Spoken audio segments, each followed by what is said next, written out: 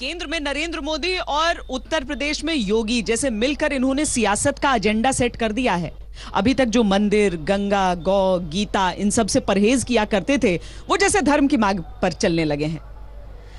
अखिलेश यादव यहां पर पहुंचे थे, उन्होंने डुबकी लगाई त्रिवेणी संगम पर। तो अब राहुल गांधी और उनकी बहन प्रियंका गांधी वाड्रा भी यहां पर आने वाली हैं, ऐसा बताया जा रहा है।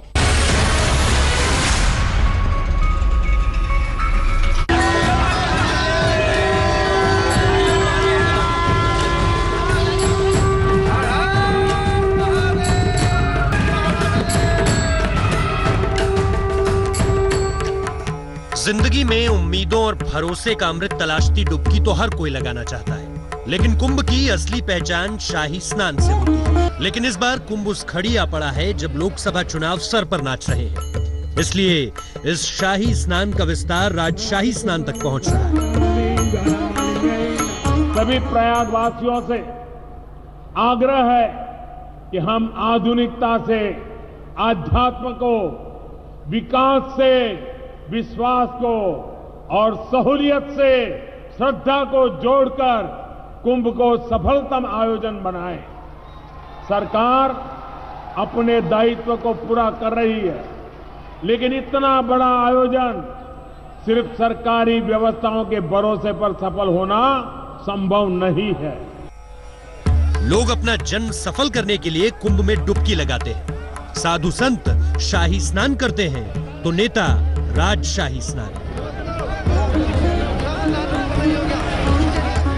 इस कड़ी में खबर है कि कांग्रेस की नई महासचिव बनी प्रियंका गांधी वाड्रा भी कुंभ में डुबकी लगाकर ही अपना पदभार संभालने वाली है। बहुत संभावना है कि 4 फरवरी को उनकी नई सियासी भूमिका का आगाज इस कुंभ के पवित्र स्नान से शुरू होगा। ऐसा भी कहा जा रहा है कि 4 फरवरी को नहीं हुआ तो ये 10 फरवरी को भी हो सकता है। साथ ही उनके साथ उनके भाई और कांग्रेस अध्यक्ष राहुल गांधी के रहने की भी बात हो रही है। कुंभ के बहाने वोट की डुबकी का खेल ऐसा कि उत्तर प्रदेश के मुख्यमंत्री योगी आदित्यनाथ मंगलवार को अपनी कैबिनेट की बैठक ही प्रयागराज में करने जा रहे हैं। जाहिर है कि अमृत बरसाने वाले संगम पर कुंभ की डुबकी लगेगी ही। ये तो प्रयागराज का कुंभ मेला क्षेत्र है और यहाँ इस प्रकार के आयोजन होते रहे हैं और होते रहना भी चाहिए, क्योंकि यहाँ पूरा भारत एकत्र आता है।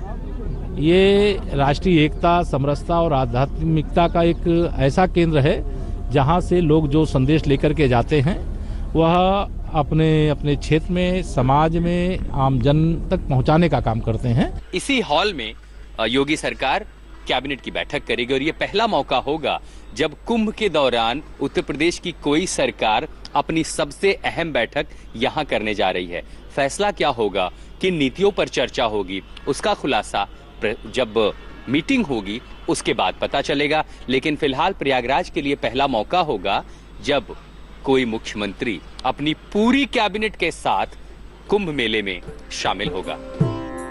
अभी ये तो तय नहीं है कि प्रधानमंत्री नरेंद्र मोदी और बीजेपी अध्यक्ष अमित शाह कुंभ में स्नान के लिए जाएंगे या नहीं, लेकिन मोदी सरकार में कपड़ा मंत्री स्मृति ईरानी अपने परिवार के साथ डुबकी लगा चुकी है। तैयारी पूरी है। रोज यहाँ पे वीआईपीज आ रहे हैं और हम रोज उनकी खातिरदारी कर रहे हैं, उनको सुरक्षा दे रहे हैं। माहौल बहुत अच्छा है और जैसे हमारे प्रवासी भारतीय आए, हमारे प्रधानमंत्री आए मॉरिशस के, हमारे खुद के प्रधानमंत्री आए, मुख्यमंत्री कई बार आए, सारे अतिथि आ रहे हैं। हम सबका स्वागत करने के लिए, उनको सुरक्षित रखने के लिए तैयार है। हमारी ड्यूटियां लग रही हैं, हमारे पास संसाधन है और हम सबको भरोसा देते हैं कि हम बेहतर तरीके से उनको यातायात प्रबंधन के तरीके से संगम स्नान कराएंगे, उनका आदर सत्कार करेंगे, उनका स्वागत करेंगे। वहीं 2013 में प्रयागराज में महाकुंभ का भव्य और शानदार आयोजन कराने वाले प्रदेश के पूर्व मुख्यमंत्री अखिलेश यादव ने भी धार्मिक भावनाओं की डुबकी लगा ली है। भारत की संस्कृति का, भारत की परंपराओं का, भारत के आध्यात्म का और भारत की जो ऋषि मुनियों की पुरानी परंपराएं बनी हुई हैं, उनसे परिचय भी करने का मौका मिलता है। मैं जब कुंभ के स्थान पर पहुंचा हूं और यहाँ संगम में जब मुलाकात हुई है, यहाँ से अनुभव भी मिलता है और प्रेरणा भी मिलती है। कुंभ स्नान किसी इंसान के लिए उसका निजी मामला है, लेकिन जब सियासत की लहरें उठ रही हों, तो वोट के संगम की चाहत नेताओं को धर्म नगरी प्रयागराज में खड़ा कर ही देती है। प्रयागराज से आशुतोष मिश्रा के साथ हिमांशु मिश्रा, दिल्ली, आज तक। आप पल पल समझ सकते हैं कि यहां पर किस तरह का ऐतिहासिक आयोजन है ये, लेकिन थोड़ा सा और इतिहास, यूं कहें कि वर्तमान की कुछ कड़ियां यहां से जुड़ने वाली हैं, क्योंकि उत्तर प्रदेश के मुख्यमंत्री योगी आदित्यनाथ अपने कैबिनेट के साथ जो राज्य मंत्री हैं, मंत्री हैं, सब यहां पर कुंभ नगरी में पहुंचेंगे मंगलवार के रोज। बदलते जमाने में प्रशासन की चुस्ती ने कुंभ में स्नान को आसान बना दिया है, लेकिन जब ना तो प्रचार के साधन थे, न संचार का कोई जरिया, तब भी लाखों लोग ऐसे ही संगम तट पर कुंभ के मौके पर पहुंचते थे और आस्था की पवित्र डुबकी लगाते थे।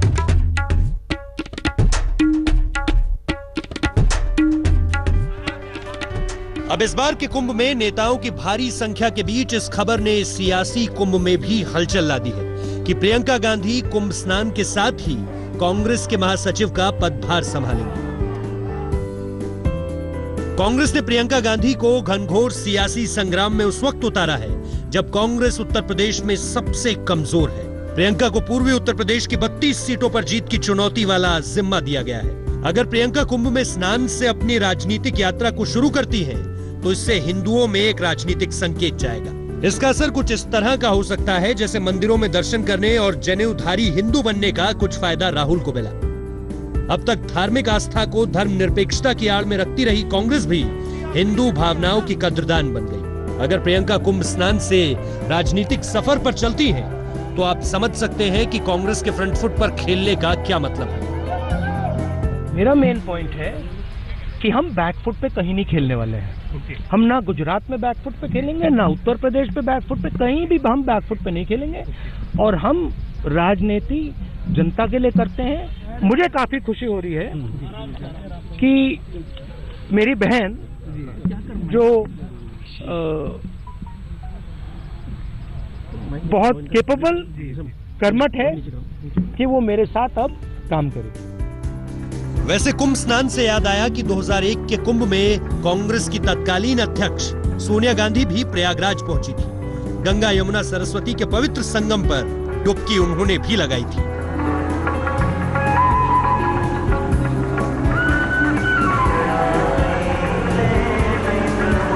कांग्रेस को आजाद हिंदुस्तान में धर्मनिरपेक्षता की सबसे बड़ी परचम पहले प्रधानमंत्री जवाहरलाल नेहरू ने बनाया था। जब जब धार्मिक आस्था का सवाल आता है, तो 1953 में कुंभ स्नान वाली नेहरू की तस्वीर यही बयां करती है कि निजी विचार और धार्मिक आस्था में घालमेल का कोई तुक नहीं। आज तक ब्यूरो। हम आपको अब सीधे लिए चलते हैं धर्म संसद में। 3 दिनों के धर्म संसद की शुरुआत हुई है, जिसके पहले ही दिन मोदी सरकार के खिलाफ आलोचना प्रस्ताव लाया गया।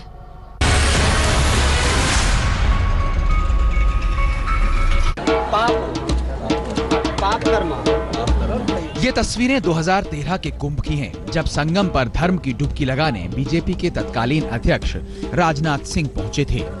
इस तस्वीर का सांकेतिक महत्व ये था कि 10 साल बाद बीजेपी सत्ता के लिए अपना दरवाजा खोलना चाहती थी और वो काम बतौर अध्यक्ष राजनाथ सिंह को ही करना था। उस वक्त भी कुंभ के धार्मिक महत्व को अयोध्या के राम मंदिर से जोड़ा गया था। देखिए, हिंदुत्व और राम मंदिर का जहाँ तक प्रश्न है, ये सब कोई चुनावी मुद्दे नहीं है। एक हिंदुत्व एक ऐसी विचारधारा है जो कि इंसान और इंसान के बीच नफरत पैदा करने की इजाज़त नहीं देती, और इस देश की सबसे बड़ी अदालत सुप्रीम कोर्ट ने भी डिफाइन किया है। और सुप्रीम कोर्ट ने कहा है कि हिंदू रिलीजन के बारे में कि it may be described as a way of life. हालांकि उसके कुछ वक्त बाद बीजेपी ने नरेंद्र मोदी को अपना प्रधानमंत्री उम्मीदवार घोषित करके चुनाव लड़ा और जीता, लेकिन प्रधानमंत्री मोदी ने उस चुनाव को विकास के मुद्दे पर लड़ा था और धार्मिक मुद्दे कुछ हद तक पीछे छूट गए थे। हम भारत में सबका साथ सबका विकास के मंत्र पर आगे बढ़ रहे हैं। जब मैं सबका विकास की बात करता हूं तो उसमें प्रकृति भी शामिल है और उसमें सबका साथ यानी 125 करोड़ देशवासियों की सक्रिय भागीदारी का भी आह्वान करता हूं। अब अर्ध कुंभ को अगर कुंभ की तरह बड़े फलक पर मनाया जा रहा है तो इसके भी कई मतलब निकाले जा रहे हैं। पिछले कुंभ की तरह इस बार उसी कुंभ से अयोध्या में राम मंदिर के लिए साधु संतों का तीखा स्वर उभर रहा है। मंत्री जी और देश की सरकार को ये बता दिया गया था कि आप न्यायालय को बाध्य कर सकते हैं संसद में प्रस्ताव ला करके कि वो जल्दी से फैसला कर दे, तो आपने वो क्यों नहीं अपनाया? अगर आप इसका मतलब आप जल्दी नहीं चाहते हैं। इसका जिम्मेदार देखो सरकार है, ठीक है, इसमें न्यायपालिका कुछ भी नहीं करते। अगर सरकार चाहे तो राम मंदिर बनना कोई बहुत बड़ा मुद्दा नहीं है। तो क्या बीजेपी कुंभ के बहाने अयोध्या में राम मंदिर मुद्दे को गरमाएगी? ये तो साफ नहीं, लेकिन सियासी शख्सियतों का कुंभ स्नान जारी है। 2013 में तब के बीजेपी अध्यक्ष राजनाथ सिंह ने कुंभ में डुबकी लगाई तो 2001 में तब की कांग्रेस अध्यक्ष सोनिया गांधी ने। इत्तेफाक देखिए कि दोनों ही पार्टियों के वे अध्यक्ष अपने दल को सत्ता तक पहुंचाने में कामयाब हुए। आज तक ब्यूरो। प्रयागराज में कुंभ की जो तैयारियां हुई हैं वो हर मायने में अद्भुत, अविश्वसनीय, अकल्पनीय है, क्योंकि कभी ऐसा नहीं हुआ कि आस्था कि किसी इस तरह के आयोजन के लिए तकनीक का ऐसा बेमिसाल प्रयोग किया गया हो। आपको दिखाते हैं वो तैयारियां कैसी हैं।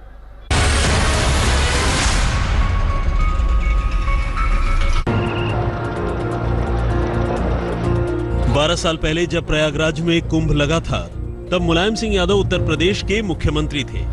मुलायम सिंह ने प्रयागराज जाकर कुंभ में डुबकी लगा दी थी।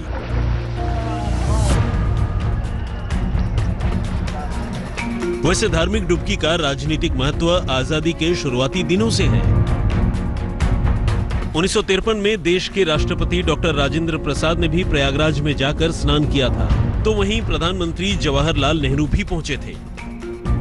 बड़े राजनेताओं के ये स्नान निजी मामले होते हुए भी सार्वजनिक चर्चा और अहमियत के मुद्दे बन गए। आज तक ब्यूरो।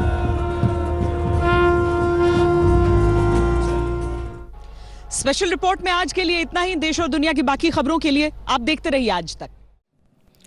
लेटेस्ट खबरों के लिए यूं ही देखते रहिए आज तक और इस वीडियो के पसंद आने पर लाइक, शेयर और सब्सक्राइब करना ना भूलें।